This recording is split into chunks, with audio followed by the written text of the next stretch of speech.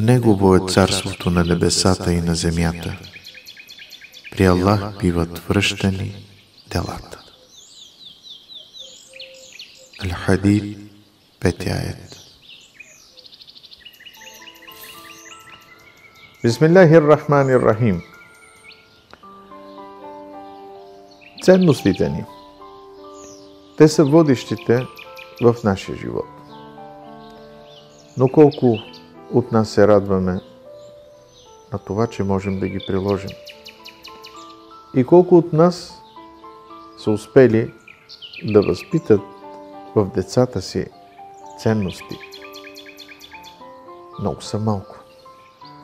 Във време, когато хората определят своите връзки по своите интереси, ценностите, за съжаление, остават на заден план. Но въпреки това, ние трябва да знаем, че те ни правят човечни и успешни. Историята, която искам да ви разкажа днес, се е случила в Сирия, преди да започне войната. Било време на празник. Един баща със своя син излезли да се разкарат и обикаляли по сергиите, имало глъчка, всички се радвали. Там срещнали две деца. Едното било на 11, другото било на около 12 години. Те продавали сладки неща, които са били произвели дома. Младия мъж ги погледнал, съжалил ги. Отишъл при тях, извадил от джоба си сума пари и казал: вземете и се почерпете. Но едното от тях казало: не, ние продаваме сладко, нямаме нужда от сладко. По-добре си купете. Тогава мъжът избрал една от кутиите, които били наредени, тези домашни сладки, попитал колко струва и те му казали. Той дал повече от необходимото. Но те усърдно върнали сумата, която била над това. Влезли в малък спор. Но мъжът не искал да ги обиди и се съгласил да вземе остатък от сумата.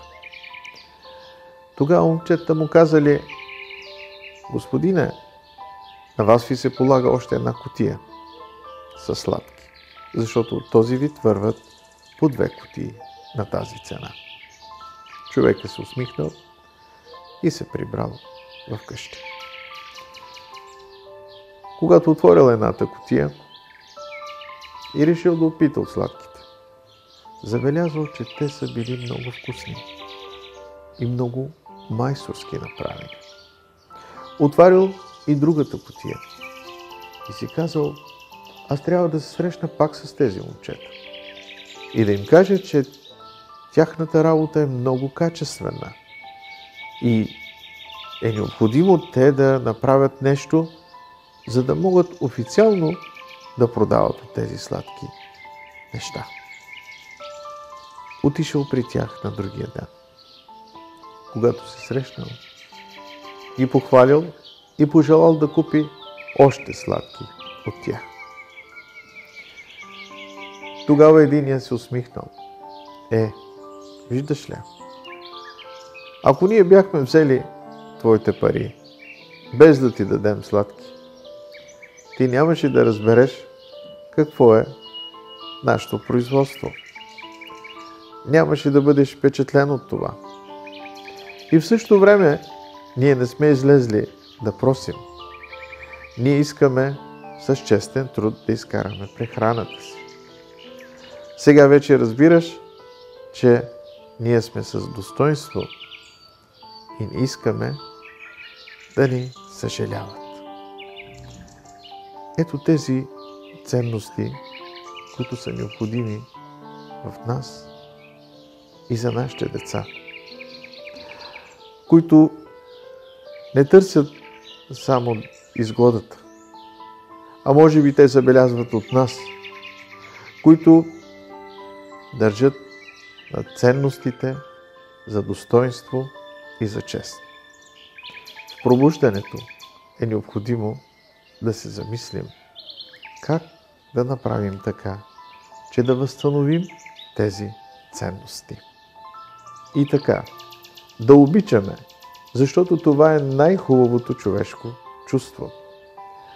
Да благодарим на нашия Създател, на Аллах, който ни е дал ценности, по които ние се водим в земния ни път. Да простим на хората около нас за техните недостатъци. Да поискаме прошка от всеки, който сме го наранили и сме го погледнали с презрение. Да направим садака, за да научим нашите деца на ценност, която оборва егоизма в нас. Благодаря ви. Ассаляму алейкум ва рахматуллахи ва баракатуху.